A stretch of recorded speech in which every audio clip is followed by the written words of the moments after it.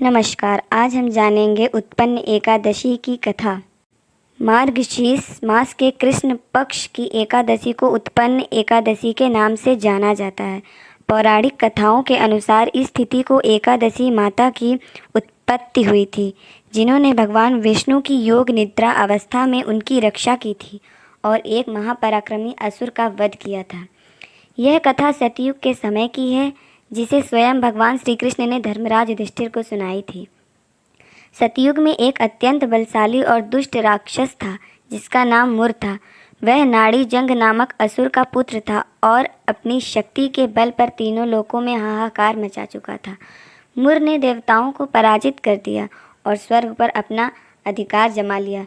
इंद्र, अग्नि, वरुण, वायु, चंद्रमा, यम आदि सभी देवगण अपने अपने स्थानों से निष्कासित होकर पृथ्वी पर भटक रहे थे और मुर के भय से व्याकुल थे। जब देवताओं का कोई उपाय नहीं चला तो वे अपनी व्यथा लेकर देवों के देव महादेव अर्थात भगवान शिव के पास कैलाश पर्वत पर पहुँचे। देवताओं ने अत्यंत दीन भाव से शिवजी को सारा हाल सुनाया और मुर के अत्याचारों से मुक्ति दिलाने की प्रार्थना की। महादेव ने देवताओं की दुख भरी कहानी सुनकर उन्हें सलाह दी कि वे सभी मिलकर क्षीर सागर में निवास करने वाले जगतपति अर्थात तीनों लोकों के स्वामी भगवान श्री विष्णु की शरण में जाएं, क्योंकि केवल वही इस संकट से उबार सकते हैं। देवताओं ने महादेव की बात मानी और तुरंत सभी एक साथ मिलकर भगवान विष्णु के धाम क्षीर सागर पहुँचे। वहाँ पहुँचकर देवताओं के राजा इंद्र ने दोनों हाथ जोड़कर भगवान विष्णु की स्तुति की और करुण स्वर में अपना दुख सुनाया। इंद्र ने कहा, हे प्रभु, हमने दानव मुर के अत्याचारों से तंग आकर आपकी शरण ली है। वह महाबलवान राक्षस अत्यंत रौद्र है और उसने सभी देवताओं को पराजित कर स्वर्ग से बाहर निकाल दिया है। वह अपनी चंद्रावती नामक नगरी में रहकर तीनों लोकों पर शासन कर रहा है। हे दीनानाथ, अब आप ही हमारे प्राणों की रक्षा करें और हमें इस विपत्ति से मुक्त कराएं। देवताओं की यह बात सुनकर भगवान विष्णु को बहुत क्रोध आया। उन्होंने अत्यंत क्रोधित स्वर में कहा, हे देवताओं, तुम निश्चिंत रहो, मैं शीघ्र ही उस असुर का संहार करूंगा। तुम सब मेरे साथ चंद्रावती नगरी की ओर प्रस्थान करो। इसके पश्चात भगवान विष्णु देवताओं के साथ तुरंत मुर की नगरी चंद्रावती पहुँचे। वहाँ भगवान और राक्षस मुर के बीच एक भयंकर युद्ध छिड़ गया। मुर अपनी विशाल सेना के साथ गर्जना करता हुआ युद्ध भूमि में आया। भगवान विष्णु ने अपने तीक्ष्ण बाणों और सुदर्शन चक्र से मुर की सेना के बड़े बड़े दैत्यों को पल भर में नष्ट कर दिया। देखते ही देखते मुर की अधिकांश सेना मारी गई, पर मुर अविचल रहा और उसने अकेले ही भगवान विष्णु के घातक अस्त्र शस्त्रों से प्रहार करना शुरू कर दिया। भगवान विष्णु और मुर के बीच वर्षों तक मल्ल युद्ध द्वंद्व युद्ध चलता रहा। अंततः युद्ध से थककर और मुर को हराने में सफलता ना मिलती देख भगवान विष्णु ने विश्राम करने का निर्णय लिया। तत्पश्चात भगवान विष्णु युद्ध से विश्राम लेने के लिए बद्रिका आश्रम के पास स्थित हेमवती नामक एक लंबी और सुंदर गुफा में प्रवेश कर गए और वहां योग निद्रा की गोद में सो गए। यह गुफा 12 योजन लंबी थी और इसका केवल एक ही द्वार था। राक्षस मुर भगवान विष्णु का पीछा करते हुए गुफा तक आ पहुंचा। उसने भगवान को निद्रावस्था में देखकर सोचा कि उन्हें मारने का यह सबसे अच्छा अवसर है।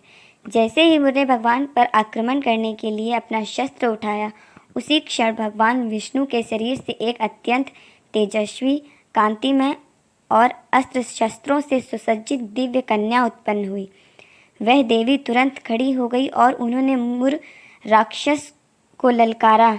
देवी और मुर के बीच भयंकर युद्ध हुआ। देवी ने अपनी वीरता और पराक्रम से मुर को तत्काल मौत के घाट उतार दिया और उसका मस्तक धड़ से अलग कर दिया। जब भगवान विष्णु अपनी योग निद्रा से जागे तो उन्होंने मुर को मरा हुआ पाया और सामने खड़ी उस दिव्य कन्या को देखकर आश्चर्यचकित हुए। भगवान ने उस कन्या से पूछा, हे देवी, तुम कौन हो और यह दुष्ट राक्षस मुर यहाँ कैसे मृत पड़ा है? कन्या ने अत्यंत विनम्रता से भगवान को पूरी घटना बताई कि किस प्रकार वह उनके शरीर से उत्पन्न हुई और किस प्रकार उसने मुर का वध किया। कन्या की यह बात सुनकर भगवान विष्णु बहुत प्रसन्न हुए और उन्होंने कहा, हे देवी, तुमने मेरे लिए एक महान कार्य किया है। आज तुम्हारा जन्म मार्गशीर्ष मास के कृष्ण पक्ष की एकादशी तिथि को हुआ है। तुम मेरी शक्ति हो, इसलिए आज से तुम्हारा नाम उत्पन्न एकादशी के नाम से विख्यात होगा। भगवान विष्णु ने प्रसन्न होकर एकादशी देवी को एक महान वरदान दिया। हे एकादशी, तुम्हारा व्रत मुझे अत्यंत प्रिय होगा। जो भी मनुष्य तुम्हारी तिथि का श्रद्धापूर्वक व्रत और पूजन करेगा, उसके सभी पाप नष्ट हो जाएंगे और उसे मेरे परम धाम वैकुंठ की प्राप्ति होगी। जो मेरे भक्त हैं वे तुम्हारे भी भक्त होंगे। सभी व्रतों में तुम्हारा व्रत सर्वश्रेष्ठ होगा और इसके प्रभाव से मनुष्य को हजारों यज्ञों तथा 4 लाख गुना संक्रांति दान का भी अधिक पुण्य मिलेगा। इस प्रकार भगवान विष्णु ने एकादशी तिथि को स्वयं प्रकट होने पर पापों का नाश करने का वरदान दिया। तभी से हर वर्ष इस एकादशी को उत्पन्न एकादशी के नाम से जाना जाता है और जो भी मनुष्य इस दिन से एकादशी का व्रत आरंभ करता है, उसे अनंत पुण्य और मोक्ष की प्राप्ति होती है। अब हम जानेंगे उत्पन्न एकादशी व्रत की विधि। इस व्रत को करने से एक दिन पूर्व कुछ नियमों का पालन करें। रात्रि में सात्विक भोजन करें। लहसुन, प्याज, मांस, शराब आदि तामसिक चीज़ों का सेवन ना करें। ब्रह्मचर्य का पालन करें। व्रत के दिन प्रातः स्नान करें। ब्रह्म मुहूर्त में उठकर स्नान करें। शुद्ध वस्त्र धारण करें। किसी पवित्र स्थान या घर के पूजा स्थल में बैठकर यह संकल्प लें, हे भगवान विष्णु, मैं उत्पन्न एकादशी का व्रत कर रही हूँ। कृपया मुझे शक्ति दे और मेरे सभी पापों का नाश करें। पूजा की विधि। भगवान विष्णु या श्री कृष्ण की प्रतिमा को जल से स्नान कराएं। तुलसी पत्र, फूल, दीप, धूप, चंदन, फल और नैवेद्य अर्पित करें। विष्णु सहस्त्र नाम या ओम नमो भगवते वासुदेवाय मंत्र का जप करें। एकादशी की कथा। उत्पन्न एकादशी की कथा सुने या पढ़ें। दिन भर उपवास रखने के बाद निर्जल फलाहार या जल के साथ ग्रहण कर सकते हैं अपनी क्षमता के अनुसार। दिन भर भगवान विष्णु का नाम स्मरण करें, भजन करें, सत्संग करें और दान पुण्य करें। उसके अगले दिन प्रातः ब्राह्मण को भोजन करवाएं और दक्षिणा दें। फिर स्वयं शुद्ध होकर भगवान को नमस्कार करके व्रत का पारण करें। पारण के समय सात्विक भोजन करें, जैसे खिचड़ी, फल, दूध इत्यादि। एकादशी को चावल ना खाएं। झूठ, क्रोध, हिंसा और निंदा से दूर रहें। भगवान विष्णु के साथ तुलसी माता की भी पूजा करें। रात्रि में हरिनाम संकीर्तन या विष्णु भजन करें।